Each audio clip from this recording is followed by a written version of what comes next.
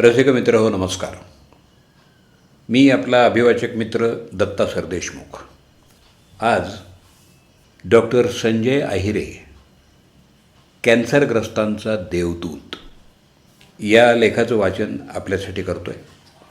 लेखक प्रसाद विजया दत्तानंद कुलकर्णी. ऐकूया डॉक्टर संजय आहिरे, कॅन्सरग्रस्तांचा देवदूत.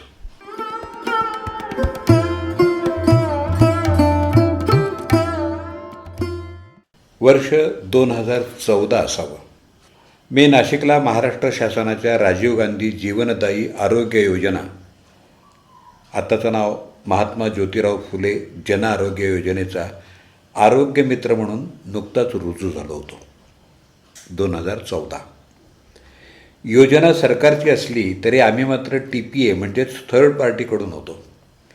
आलेल्या रुग्णाला योजनेची माहिती समजावून सांगणं, त्यांची योजनेत नोंदणी करणं, त्यासंबंधी रुग्णाची त्या डॉक्टरांशी भेट घालून देणं, वेळोवेळी रुग्णांच्या वॉर्डमध्ये जाऊन राऊंड घेणं, अशी अनेक प्रकारची कामं आम्हाला करावी लागायची. माझी ड्युटी एका मोठ्या सरकारी हॉस्पिटलमध्ये होती. इथं कर्करोग, किडनी आणि हृदयासंबंधी विकारांवर मोफत अथवा अत्यल्प दरात उपचार केले जातात. येणारे रुग्ण हे सर्वप्रथम आमच्याच काउंटरपाशी येत असत. असंच एकदा अगदी साध्या कपड्यातली व्यक्ती आमच्या केबिनमध्ये आली. त्याने एका पेशंटचं नाव सांगितलं आणि त्याची नावनोंदणी करून घ्यायला सांगितलं. काही वेळानं मी कॅन्सर वॉर्डमध्ये राऊंड घ्यायला गेलो असता हे तिथंच ॲप्रॉन घालून उभे होते. त्याने मला विचारलं, सर, त्यांची नावनोंदणी केली का?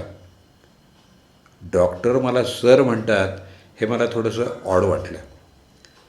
मग त्यांनी स्वतःची मी डॉक्टर संजय आहिरे अशी ओळख करून दिली. रुग्णांशी अत्यंत आस्थेनं बोलणारे परंतु तितकेच कठोर अशी त्यांची ख्याती होती. माझे कलिग मला प्रेमानं परशू म्हणत. डॉक्टरांनासुद्धा हे नाव आवडलं. एकदा त्याने मला फोनवर, परशू, माझ्या पेशंटची नावनोंदणी करून घेशील बरं का, असं म्हटलं. तसंच, तुला परशू म्हटलं तर राग नाही ना आला, असंही प्रेमाने विचारलं. त्या क्षणापासून मी त्यांच्याशी अगदी जोडला गेलो. डॉक्टर आहिरे जेव्हा हॉस्पिटलच्या आवारात येत तेव्हा पेशंट अक्षरशः त्यांना गराडा घालत. तेही प्रत्येक पेशंटला दादा, ताई, दीदी, घाबरू नका, मी आहे ना, असं बोलून धीर देत असत. एके दिवशी त्याने एक पेशंट माझ्याकडे पाठवला. त्यांच्या 8 वर्षाच्या मुलीला कॅन्सर होता. मी लगेच त्या पेशंटची नावनोंदणी केली. डॉक्टर इथं आले. त्यांनी त्या मुलीला चॉकलेट दिलं आणि म्हणाले, बेटा, घाबरायचं नाही, काहीही होणार नाही, माझ्यावर विश्वास ठेव. सुदैवानं तिचा कॅन्सर फारसा गंभीर नव्हता. हे रुग्ण अतिशय गरीब होते. सगळं झाल्यावर त्यांनी विचारलं, डॉक्टर साहेब, पैसे किती द्यायचे? याच्यावर ते फक्त हसून म्हणाले, तिची काळजी घ्या म्हणजे मला माझे पैसे मिळाले. त्यानंतर तो पेशंट अक्षरशः डॉक्टरांच्या पायावर डोकं टेकून ढसाढसा रडला. जेव्हा जेव्हा डॉक्टर समोर येत तेव्हा तेव्हा ती मुलगी आणि त्याचे वडील पायातली चप्पल काढून त्यांना नमस्कार करायचे. डॉक्टर मला म्हणत, परशू, हे मी कमावलं आहे. लोकांचं प्रेम हीच माझी संपत्ती आहे. कित्येक वेळा तर ते पेशंट दिसला की प्रेमानं विचारत, दादा, ताई, जेवण झालं का? हे रुग्ण अतिशय गरीब असत. बऱ्याच वेळा जेवायलाही पैसे नसत.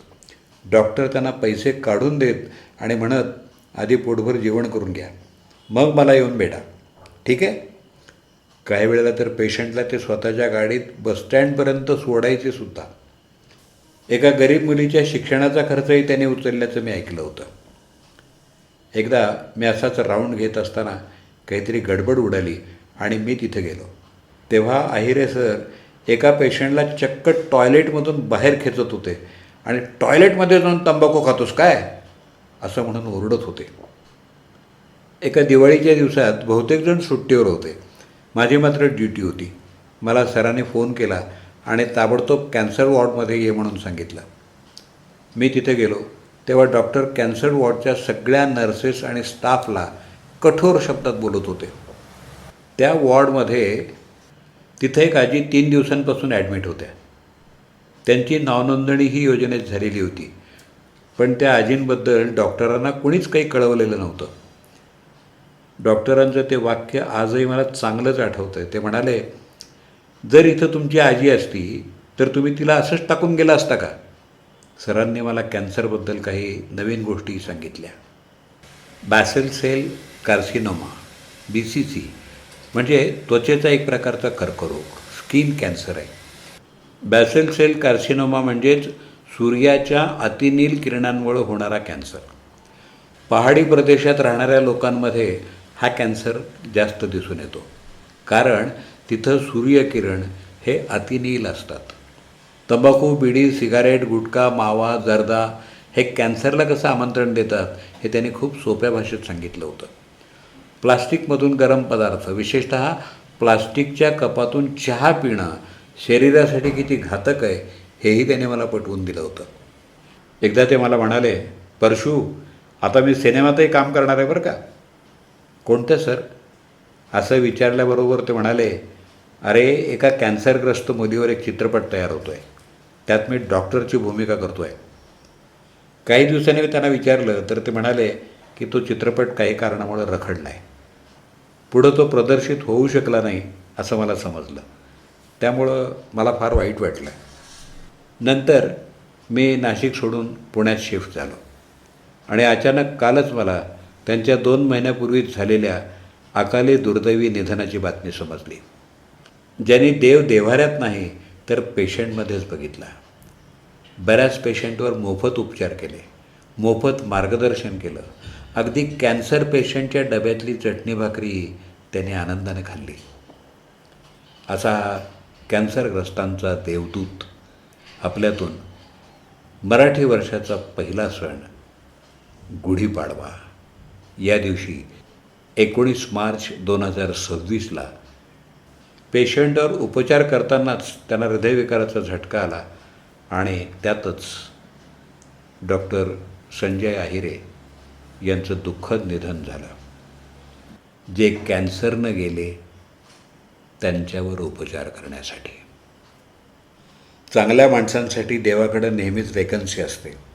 जेव्हा ही वेकन्सी भरायची असते तेव्हा डॉक्टर संजय आहिरेसारख्या माणसांनाही तिथं जावंच लागतं, कारण ती अर्जंट भरायची असते. म्हणतात ना, जो आवडतो सर्वांना तोच आवडे देवाला.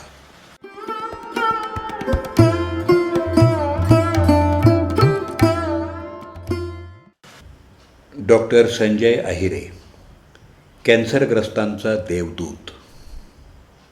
या लेखाचं अभिवाचन आत्ताच आपण ऐकलं. लेखक प्रसाद विजया दत्तानंद कुलकर्णी. त्यांचा मोबाईल नंबर 9130751702. लेखन दिनांक 7 जून 2026. अभिवाचन दत्ता सरदेशमुख.